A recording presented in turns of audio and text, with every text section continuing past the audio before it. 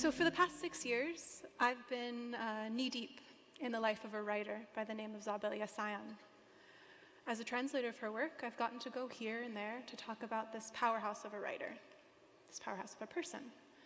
And wherever I go, I'm met with much the same reaction. There are the nodding Armenians and generations before mine who may have read her long ago in Beirut or Aleppo. And then there are the young women of my own generation, usually surprised they had gone this long without knowing they had a rebellious kindred spirit in the Armenian community all along. But why is this? Why is there so much awe and reverence for Yesayan? It's something I've asked myself a lot lately, because after having spent so much time with her, getting to know her so well through her work, she's become ordinary to me, like anyone who becomes part of your routine. But she's far from ordinary. I knew that was going to happen. At turbulent times in Armenian history, she fought to make her community more inclusive, just, and egalitarian. In her long, eventful life that spanned continents and cultures, she was critical of all forms of injustice. And injustices embedded in her community weren't off limits to her criticism. She wasn't weighed down by the idea that challenging her community was somehow sacrilegious, that questioning it was corrupting it in some way. Yesayan was a dissenting voice who saw identity not as fixed, but as fluid. And it's this fluidity, this understanding of Armenian identity, that led her to resist certain norms, not out of a stubborn contempt for convention, but out of a longing to wear an identity that she could be entirely proud of. Let's first get to know her a bit better. She was born, her early life is tied to Constantinople, where she was born in 1878 in Üsküdar, on the Asian side of the Bosphorus. At the time, Üsküdar was home to a bustling Armenian community, which frustrated her to no end.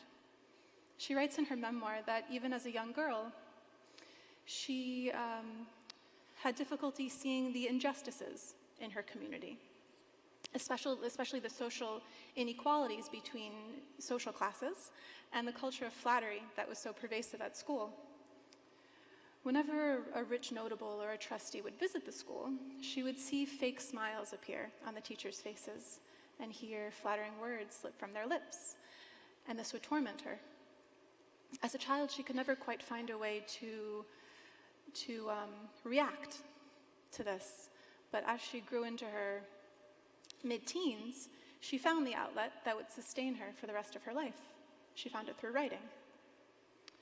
At the time, what preoccupied her the most was overcoming the restrictions placed on women and girls. Although she had a father with very liberal views on feminism, who encouraged his daughter to read and write and never let prejudice get in the way of her ambitions, she writes that even his open-mindedness wasn't enough to prevent her from encountering wider, more socially imposed obstacles. So what were these obstacles? Yesayan and her friends wanted to receive an education.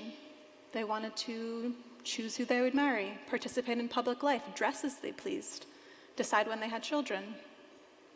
These seemed like basic rights to her, and it made her seethe that so many of her fellow Armenians didn't agree. So what did she do to try to change this mentality? She wrote. She wrote and published starting from the age of 17. She wrote poetry, short stories, plays, novels, essays, all with this bent towards what we would call today social justice. She would zero in on an aspect of the Armenian community that she found lacking and pick it apart, calling on her compatriots to see the error in their thinking. One particular story of hers that comes to mind challenges the prevailing attitude that a woman's primary roles were wife and mother. In the pages of an Armenian literary journal, at the age of 17, she writes these lines in a short story about a young violinist who, despite social pressures, chooses music over marriage.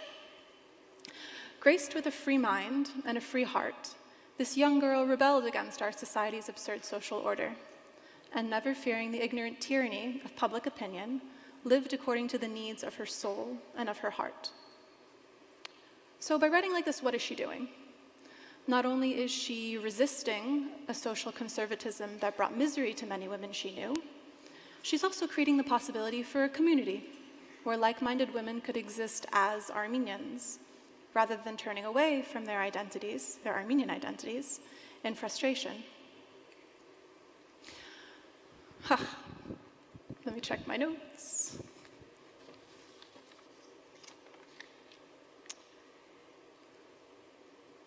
In 1895, Yesayan moves to Paris to study. When she returns to Constantinople in the early 1900s, she has already established herself as a member of the Ottoman Armenian intellectual elite. This means that when she picks up her pen once again to rail against another major wrong in her community, people pay attention. This time, she comes up against the Armenian Apostolic Patriarchate in Constantinople, one of the most powerful Armenian institutions of the time. In 1909, Yesayan is sent to Cilicia by the Patriarchate to document the aftermath of the massacres in the region. Specifically, she's tasked with gathering the orphans and setting them up in orphanages, arriving in Cilicia with one goal in mind: not to let Turkish or foreign missionary organizations take in the orphans. She feared, above all, for the loss of the children's identities as Armenians. But by the summer of 1909, the orphanages were in disarray, and the disorganization of the community led exactly to what she had wanted to avoid: the founding of an Armenian orphanage, the founding of an Ottoman orphanage for Armenian children. This is how it happened.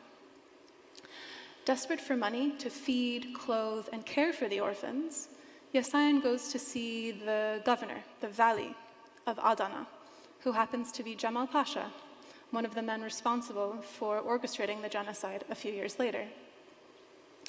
Jamal Pasha comes with Yesayan to visit the orphanage, and seeing the disorder, the overcrowding, the malnutrition, the overall misery, tells Yesayan that the orphanage must come under the control of the state. Yesayan sees this as the Armenian community's failure, but tries to control the failure by being part of a planning committee for the orphanage. When, during their meetings, the issue of language comes up, Yesayan fights hard against designating Turkish as the orphanage's official language, but she's won against many. The letters and telegrams she sent to the Patriarchate went unanswered, and the members of the patriarchal delegation still in Adana watched her silently from afar with, as she describes, amused, spiteful curiosity. Because of their silence, Yesayan loses her battle, and 500 Armenian orphans are placed in the Ottoman orphanage. This, as you might imagine, infuriated her, but she did what became her go-to method for fighting social wrongs and ineptitudes. She wrote an eyewitness account of her 3 months in Cilicia, Averagnerun Mech, or In the Ruins, and a series of articles that condemned the mishandling of the orphan crisis. In her writings, she laid bare her disgust with her compatriots, but rather than letting her anger and disillusionment prompt her to reject or distance herself from her community, she used it as a chance to try to change it for the better. She writes, "As a result of our incompetency and weakness, there's an Ottoman orphanage standing on Cilician soil. It's incumbent on us to strengthen the Armenian orphanages with all the energy and means at our disposal. I continue to believe with faith and hope that the nation's instinct for survival cannot remain indifferent to the material and moral fate of the generation of orphans entrusted to us by those struck down in Cilicia." So, what does Yesayan teach us about Armenian identity? How is her example useful to us today? As I see it, she gives us permission to do something that might be uncomfortable, to dissect and extract from Armenian identity aspects that we might find antiquated, damaging, or stifling, all the while freeing us of the idea that in striving for change, we're tampering with perfection. Yesayan shows us that Armenian identity is putty in our hands, that rather than resigning ourselves to a reality we're dissatisfied with, tossing up our hands in frustration or sitting complacent, we should work to change it by writing, advocating, and struggling to create a community that we would be unabashedly proud to call our own. I'd like to leave you with an excerpt from a letter that Yesayan wrote to her daughter Sophie in the early 1910s. In this letter, we see the reason for the endless resistance that Yesayan put up throughout her life. Though at first glance she may come across as overly radical, provocative, or maybe even to some treacherous, she was at her core driven by a desire to see her community thrive, much in the same way we might be. You belong to a people who may be small in number, but as large in pain, strife, and hope. You've been called upon to participate in their struggle, in the work of realizing their aspirations. With the propensities of your people and of your heritage, you've been called upon to play a major role in your country, where you must not only work, but organize life and even create it. Is there a more interesting or beautiful vocation than that? Thank you.